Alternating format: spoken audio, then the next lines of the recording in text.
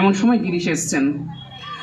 তো ঠাকুর গিরিশকে জিজ্ঞেস করেছেন, হ্যাঁ রে গিরিশ, তুই কালী আর কৃষ্ণের মধ্যে কি তফাৎ দেখিস? তখন গিরিশ ঘোষ বলছেন, না তো ঠাকুর, আমি তো কোনো তফাৎ দেখি না, যিনি কালী তিনি কৃষ্ণ। তো তখন ঠাকুর বলছেন যে তাহলে আজকে যে হোলি, তো আজকে কি মাও হোলি খেলেন বা এরকম কি কোনো কিছু তুই জানিস? তো তার উত্তরে গিরিশ ঘোষ মা ভবতারিণীর চাতালে বসে এই গানখানি লিখেছিলেন। তো সেটাই একটু শোনানোর চেষ্টা করছি।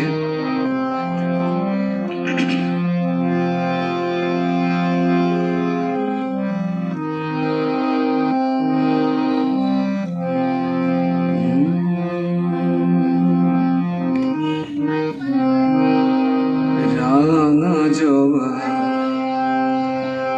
ও গো রাঙা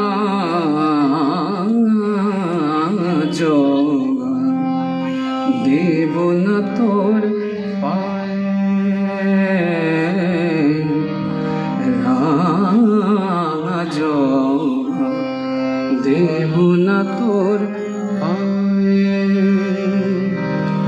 এবার আমি কৃষ্ণ সেজে, এবার আমি কৃষ্ণ সেজে, ওমা ফাগ মাখাবো তোর সারা গায়ে, রাঙা জবা দেব না তোর পায়ে।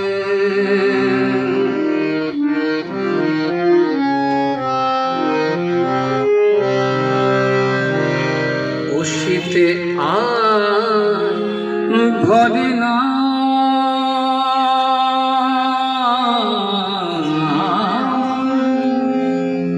তাই বাজলে বাঁশি শুনি এখন,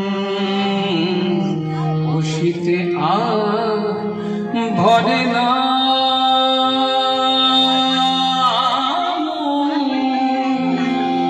তাই বাজলে বাঁশি শুনি এখন। ওগো কালী তুমি সাজলে কালা, আমি ফাগ খেলিব ফাগুয়া, রাঙা জবা দেব না তোর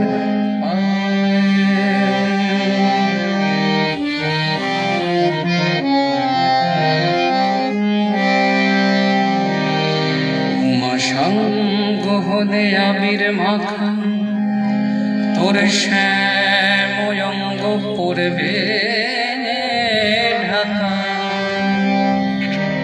ওগো সঙ্গ হলে আবির মাখা, শ্যাময়ঙ্গ পড়বে ঢাকা। আর দাঁড়িয়ে তখন হয়ে বাঁকা, ওমা দাঁড়িয়ে তখন হয়ে বাঁকা, নীল যমুনা কুঞ্জ ছায়, ঘিরবে তোমায় ব্রজবালা।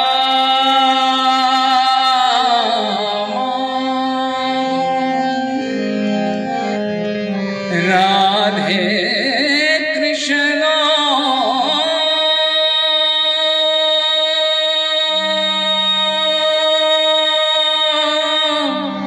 কৃষ্ণ কালী কালী কৃষ্ণ